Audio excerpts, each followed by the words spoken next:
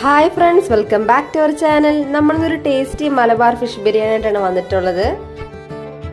ബിരിയാണി ഉണ്ടാക്കാൻ ഞാനിവിടെ ജീരകശാലയാണ് എടുത്തിരിക്കുന്നത്. അതൊരു 5 ഗ്ലാസ് എടുത്ത് വെച്ചിട്ടുണ്ട്. നമുക്കൊന്ന് അരമണിക്കൂറോളൊന്ന് സോക്ക് ചെയ്തതിന് ശേഷം കഴുകി മാറ്റി വെക്കാം.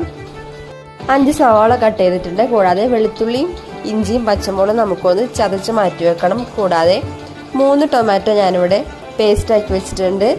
പിന്നെ അതിലേക്ക് ഞാൻ 6-7 ഏലയ്ക്ക, 2-3 കറുവപ്പട്ട എടുത്തിട്ടുണ്ട്. കൂടാതെ ഒരു 6-7 ഗ്രാമ്പും എടുത്തിട്ടുണ്ട്. ശേഷം നമുക്കിനി ഫിഷ് ഒന്ന് മസാല ആക്കി വെക്കണം. അതിനായി ഞാനിവിടെ ഒരു സ്പൂണോളം കുരുമുളക്, 1 സ്പൂൺ മഞ്ഞൾപ്പൊടി, 1 സ്പൂൺ മുളക് പൊടി, ആവശ്യത്തിന് ഉപ്പ്, കുറച്ച് വെളിച്ചെണ്ണ, കുറച്ച് നാരങ്ങ നീര് ഒഴിച്ചിട്ടുണ്ട്. ഇതെല്ലാം കൂടി നമുക്കൊന്ന് മിക്സ് ചെയ്തതിന് ശേഷം മീനിലേക്ക് മിക്സ് ചെയ്ത് മാറ്റി വെക്കാം. ഇനി നമുക്കൊരു പാൻ അടുപ്പത്ത് വെച്ച് കൊടുക്കാം. ശേഷം അതിലേക്ക് വെളിച്ചെണ്ണ ഒഴിച്ചു കൊടുക്കുന്നുണ്ട്. വെളിച്ചെണ്ണ ചൂടായി വരുമ്പോഴേക്കും ഞാൻ അതിലേക്ക് 2-3 തണ്ട് കറിവേപ്പില ഇട്ട് കൊടുക്കുന്നുണ്ട്. ഇനി നമുക്കതിലേക്ക് നമ്മൾ പുരട്ടി വെച്ചിരിക്കുന്ന നമ്മുടെ മീനെല്ലാം ഓരോന്നായി ഇട്ട് കൊടുക്കാം. ഇനി നമുക്കതൊന്ന് മറിച്ചിട്ട് കൊടുക്കാം. അതിന് നമുക്കെല്ലാം അതുപോലെ തന്നെ ഒന്ന് ഫ്രൈ ചെയ്ത് മാറ്റി വെക്കാം. ഇനി നമുക്കൊരു ചീനച്ചട്ടി അടുപ്പത്ത് വെച്ച് കൊടുക്കാം. ചീനച്ചട്ടി ചൂടാകുമ്പോഴേക്കും ഞാൻ അതിലേക്ക് വെളിച്ചെണ്ണ ഒഴിച്ചു കൊടുക്കുന്നുണ്ട്.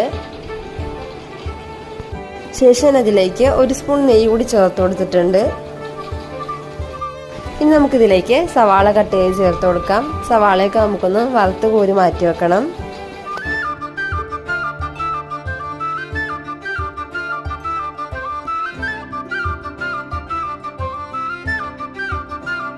ശേഷം നമുക്ക് അതേ ചീനച്ചട്ടി തന്നെ മസാല തയ്യാറാക്കാം. അത് ഞാനിവിടെ അതിലേക്ക് വെളിച്ചെണ്ണ ഒഴിച്ചു കൊടുക്കുന്നുണ്ട്. വെളിച്ചെണ്ണ ചൂടാരുമ്പോഴേക്കും നമ്മൾ എടുത്ത് വെച്ചിട്ട് നമ്മുടെ ഏലക്കയും ഗ്രാമ്പും കറുവപ്പട്ടയൊക്കെ ഇട്ട് കൊടുക്കാം. ശേഷം നമുക്കതിലേക്ക് നമ്മൾ ചതച്ച് വെച്ചിരിക്കുന്ന ഇഞ്ചിയും വെളുത്തുള്ളിയും പച്ചമുളകും ചേർത്ത് കൊടുക്കാം. ശേഷം അതെല്ലാം കൂടി നന്നായി ഒന്ന് മൂപ്പിച്ചെടുക്കാം.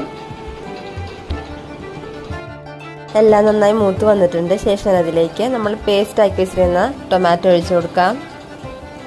ശേഷം നന്നായി നമുക്കൊന്ന് തിളപ്പിച്ചെടുക്കണം. എല്ലാം നന്നായി തിളച്ച് വരുന്നുണ്ട്. ഇനി ശേഷം അതിലേക്ക് ആവശ്യത്തിന് ഉപ്പ് ചേർത്ത് കൊടുത്തു. ശേഷം ഒന്നുകൂടെ നമുക്കൊന്ന് ഇളക്കി ഒഴിച്ചതിന് ശേഷം ഒന്നുകൂടെ അത് വറ്റിച്ചെടുക്കണം.